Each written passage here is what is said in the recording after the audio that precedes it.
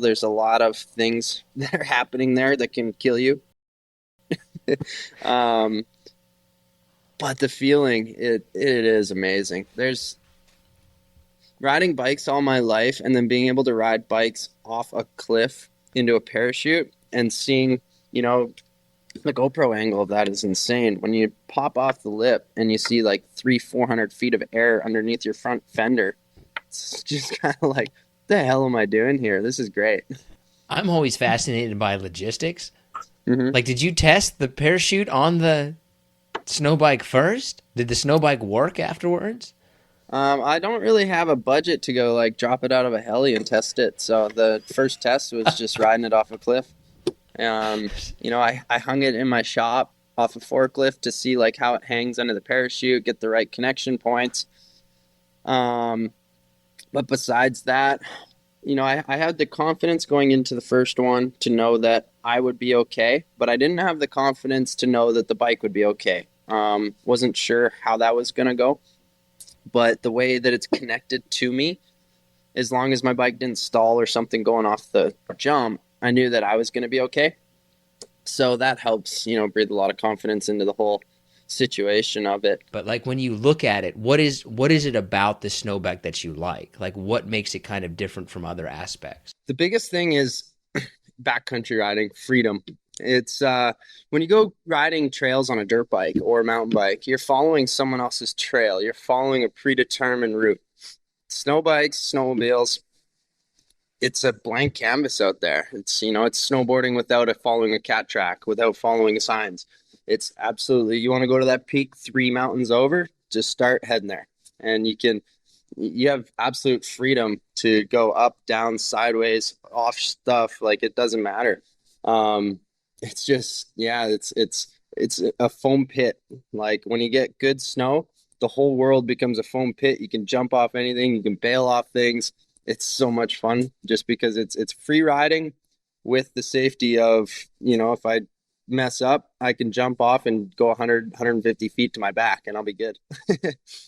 Now, but is it one of those things like, right? Like, I think that you obviously take it kind of more to the extreme example, but is it something that, like, man, if I just want to go putt around on this thing, I can do that? Or do you have to have a certain skill level to really kind of maximize? It's actually something that I prefer to put new people on rather than snowmobiles. So if I'm bringing my girlfriend or some older people or whatever, it's easier as a beginner to get around the mountains on a snow bike than a snowmobile. The trail will be a little bit harder, but once you're in the backcountry dealing with different angles of slopes and stuff, where on a snowmobile you have to kick it up on one ski and hold it on one ski as you're climbing or descending. A snow bike, you're riding across a side slope, you just ride across it. There is no like trying to hold it up on an angle. So all these weird angles on a snowmobile become non-existent on a snow bike. And it's just an amazing experience to go see the backcountry and see the glaciers and go to ice caves and just go explore what's out there. It's crazy how much terrain you can cover. What do you feel like is the best place to go snow biking? I have been quite a few places, including Japan, Chile. Haven't made it over to Russia yet, but North America and BC. I mean, it's really hard to beat British Columbia. I usually could bounce between Whistler, the coast, and interior BC, like Revelstoke area. But basically all of BC and then storm chasing from there. It's just the snow that we usually get, not this year. This year it's terrible, but the snow we usually get is hard to beat anywhere in the world. Does it change everything? Like, how important is the snow condition, I guess, to the experience to get to the question? Snow is everything. The more snow you got, the more fun you're gonna have, period. And but it changes, for me, I like jumping. So the more snow I get, the more freedom I have to jump off big things. I can't jump off a 50-foot cliff with barely any snow. I need the snow to create that soft landing.